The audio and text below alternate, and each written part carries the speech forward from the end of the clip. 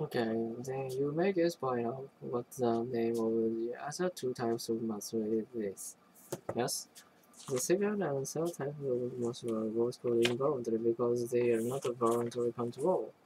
What that means is we can't move that at will.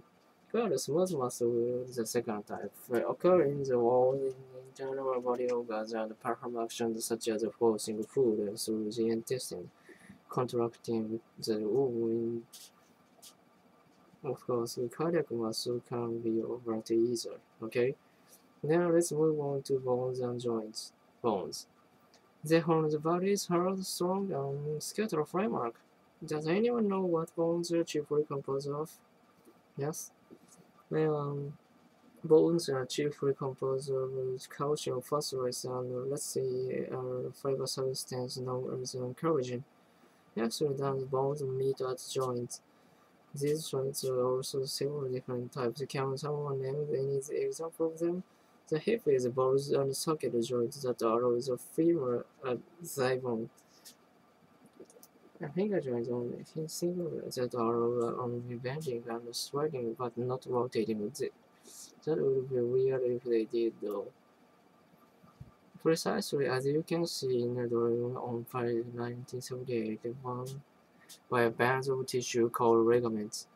Movement of joints is facilitated by a smooth hyaline or glass-like cartilage that covers the bone that lubricates the joints. I am quite pleased that they prepare very well. Keep at it, we've covered the material quite thoroughly. Okay? I'll see you again Thursday. Oh, don't forget the reading assignment for next course, everyone. Hi Jane, I just finished revision. How many courses are you taking this semester? Altogether 4 courses. I signed up Advanced Spanish, South American History, Mexican Art and Culture, and Programming 1. Why Computer Programming 1? I thought you were a history major. Yeah, yes I am, but I am very interested in computers too. My parents gave me the old computer 3 months ago. I'm just beginning to run some of the basic programs. It's fascinating. Want had to have more credit even though the course is only 3 credit hours. I gotta see. I've been using it for word processing, but when it comes to programming, it's just over my head. But then again, you can use it without knowing how it works. That's the right way. I haven't used just one. Still, just knowing something about programming makes you better at using a computer. Nevertheless, I'm a little anxious about the course. I understand, but you'll do fine. In any case, you can drop if you find it difficult. Now, drag the course. We'll finish talking about the defeat of France by Prussia in 1991 and Paris Commune and political violence within the nation from 1871 and that the death of Leon Gambetta in 1882 killed any chance for real political consistency in the country. And now we will move on to the so-called Dreyfus Affair, which illustrates how political polarization had gone in the country.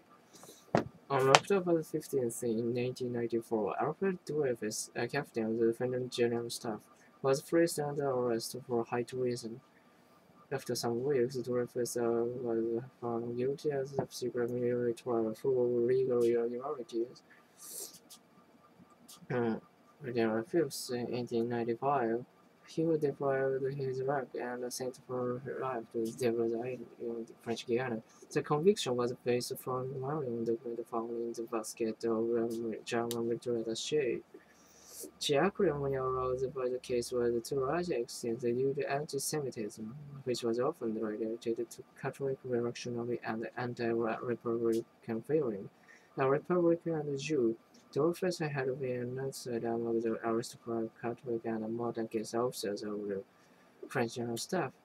Therefore, his fellow officers were easily convinced to incriminate him. Naturally, as their reasoning went, if there was a traitor among them, it could be only be Dreyfus. So, even though his family, by the way, he came from a wealthy Alsatian family, and in any case, even though his family, especially his brother Matthew, made every effort to obtain a new trial, and some journalists came to Dreyfus' defense. For a long while, no one could make any headway. Well, in the following year, the counterintelligence section in the received a new chief, Colonel Joey Packard. This Colonel Packard, a whistleblower in the intelligence service, noticed that the removal of Douglas had the leakage of military secret here. The handwriting in the incriminated documents was similar to that of another member of the general staff, Count Esterhazy. On top of that, Esterhazy to be in continued financial difficulties. The plot second doesn't it? As we will see, Packard is the real hero of our story here. While Packard instead proceeded against Esterhazy, nobody in the general staff was willing to listen to him, and he transferred from Paris to Tunis in Africa. But before leaving Paris, he confidentially informed several people of Esterhazy, including the Vice President of the Senate. Shortly thereafter, two sides emerged in the issue, the pro and anti-Dreyfus. The pro-Dreyfus called Dreyfusers were Jewish, Protestant, anti-clerical, and liberals, and among them were the novels and so from the musical George Clemenceau, the liberal politician, journalist, and leader premier. Interestingly enough, the socialists were reluctant to support Dreyfus because socialists doubted that their adherence to workers. On the other hand, anti-Dreyfus, Catholic and monarchists and some of the veterans of 1971 First State Nationalists and many rural elements. Of course, there was many involved in the whole thing too, as you may suspect. In particular, what further fueled the hostility was the 1885 failure of the Roman Catholic banking firm, of which its Jewish rival, including the Rothschild, with their superior resources and shrewdness, were blamed. In order to clear once and for all of the agitation for Dreyfus, the French army ordered a trial of Esterhazy, and lo and behold, he was acquitted.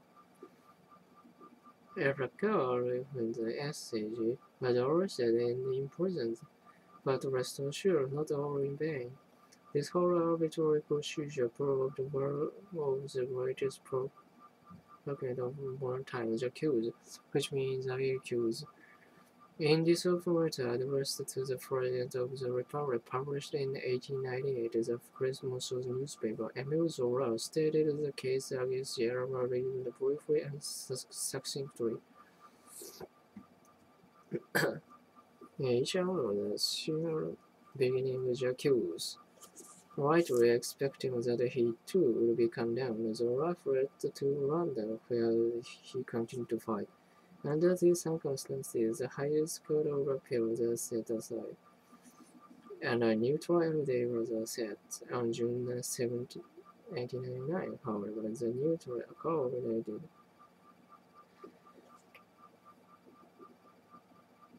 pardoned him by causing extenuating circumstances. The officer accepted the pardon from the President of France.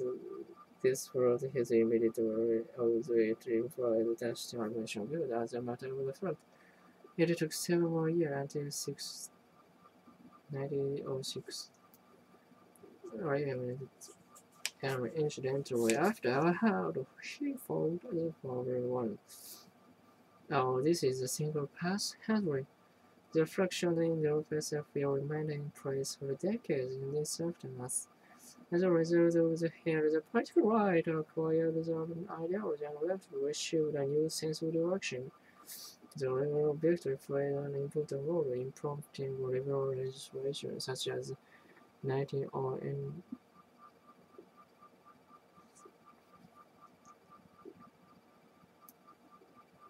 as well. Even though his statutes and occasionally vandalized by a far-right activist. Most importantly, the Dreyfus affair was symbolic of a whole series of unanswered questions in French society: republic or monarchy, Catholic or secular, liberal or authoritarian. This issue remains and solved not just during World War I, but also during World War II, when under Nazi auspices. The ghost of the anti-Gustavist movement was raised from the dead and first in power. What this resurrected ghost, anyone? Yes. And the Vichy government? Precisely. As you almost know from reading James Hall's article this week's reading assignment, the right-wing Vichy regime was composed mostly of old anti-Dreyfus cells, or the descendants. The moral thing changes, the morality remains the same. Well, that's why we are doing what we're doing here after all, isn't it, folk? Well, this is a good idea to save. I'd like to touch on affairs information for officer channel.